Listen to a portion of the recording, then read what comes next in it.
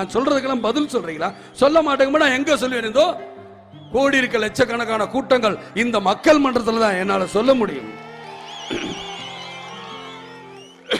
எப்படியோ ஏதையாவது விஜயகாந்த் மடக்கி இருந்து பாக்குறாங்க. மடக்குங்க நிலையில.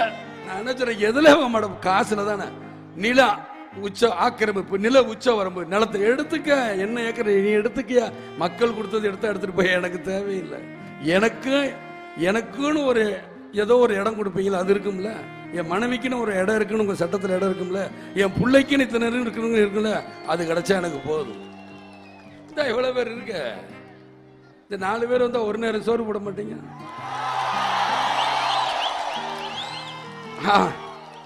அதுலயே நம்மளுக்கு போதும், முடிஞ்சிடும். இத்தனை பேர் வீட்டுக்கு நான் போயிட்டு வரக்குள்ள முடிச்சிடும்.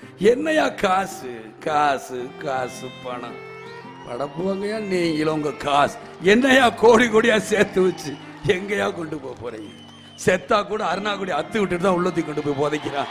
காசும் கிடையாது, ஒண்ணும் கிடையாது. தோல்வி அவங்களுக்கு தான் தவிர எனக்கு கிடையாது.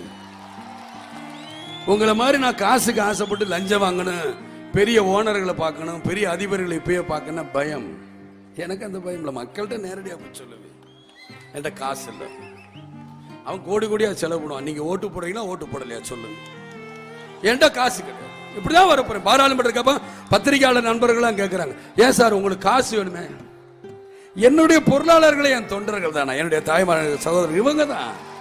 வேற யாரும் என்னுடைய பொருளாளர் கிடையாது. இவங்களை நம்பிதான் நான் வரேன். நம்புறேன், என் மக்களை நம்புறேன். இந்த விஜயகாந்த் வாழ்ந்தான், இருந்தான், வாழ்ந்து கொண்டே இருப்பான். இந்த மக்களுக்காக தான் இருக்கணும் தான் நான் நினைக்கிறேன். ஏன்னா எனக்கு அது கிடைச்சா போதும். இதுமே நான் பார்க்காத புகழா பார்த்துட்டேன். 150 படம் நடிச்சு முடிச்சுட்டேன். உடனே 150 படம் நடிச்ச விஜயகாந்த் முதலமைச்சர் ஆசைப்படுறாருன்னா ஒருத்தங்க 1000 படத்தில் நடிச்சாங்க, அவங்க என்னன்னு? நான் அப்படி பேசலையே. நான் வாழ்ந்துட்டேங்கிறதா சொல்ல வரேன். 150 படம் நடிச்சுட்டேன், பாட்டு பாடிட்டேன், வசனம் பேசிட்டேன். பார்க்காத பணம் கிடையாது, பார்க்காத புகழ் கிடையாதுங்க. இதுக்கு மேல நான் ஒன்னு ஆசைப்பட்டு வரணுங்கிற அவசியம் எனக்கு கிடையாது. எந்த நேரமும் பதவி பதவி பதவி பதவி பதவியை தக்க வைக்கிறது பார்க்கணும். இந்த பதவியை இந்த மக்களுக்கு நல்லது செஞ்சுட்டு போயா, நல்லது செஞ்சா நான் ஏன் கட்சி ஆரம்பிக்க போறேன்? நான் எதற்காக வரப்போறேன்?